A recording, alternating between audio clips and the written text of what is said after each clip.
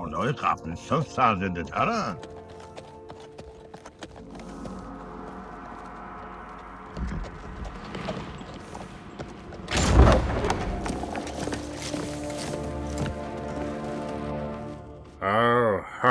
نمیتونید مسلح به حضور پادشاه شرفیاب بشید گاندالف خاکستری. به دستور گریما ورم تایم.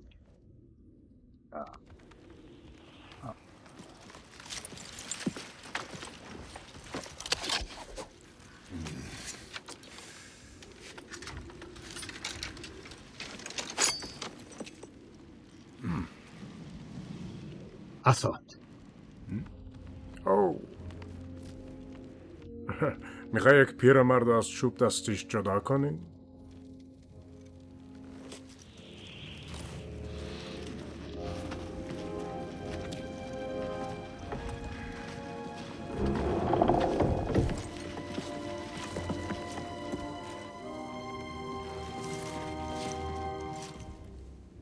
سرورم، گاندالف خاکستری داره میاد.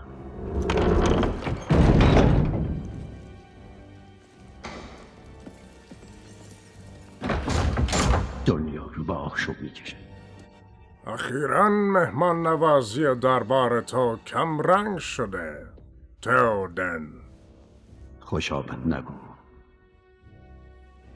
چرا باید به تو خوش آمد بگم گاندالف دم دراز؟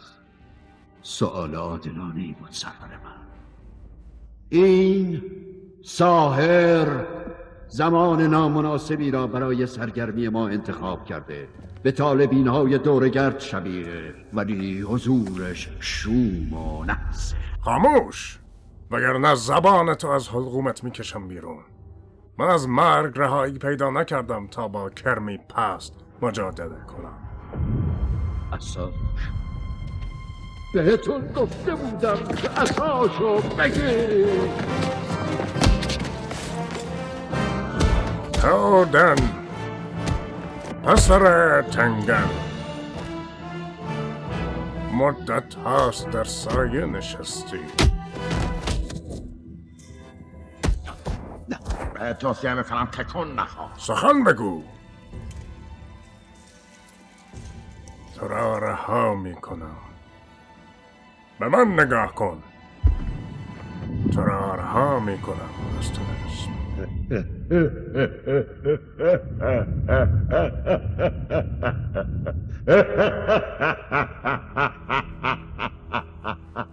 تو اینجا هیچ قدرتی نداری گاندالف خاکستری.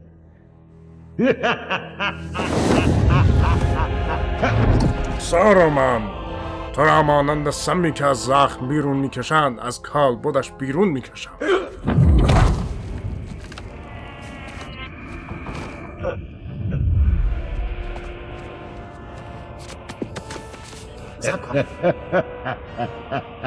اگه ترکش کنم تئودن خواهد موند.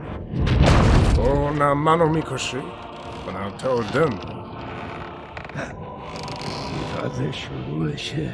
روحان مال منه. برو.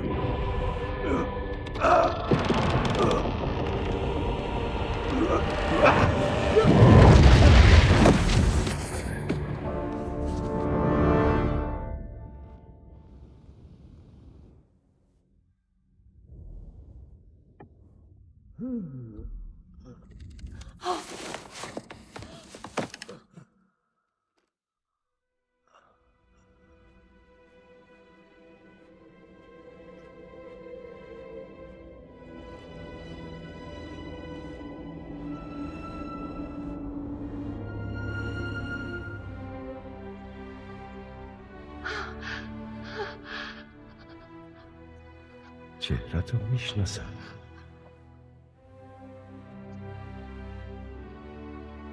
یامی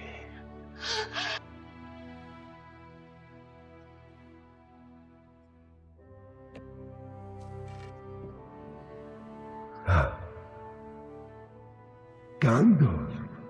هوای آزاد را تنفس کن دوست من.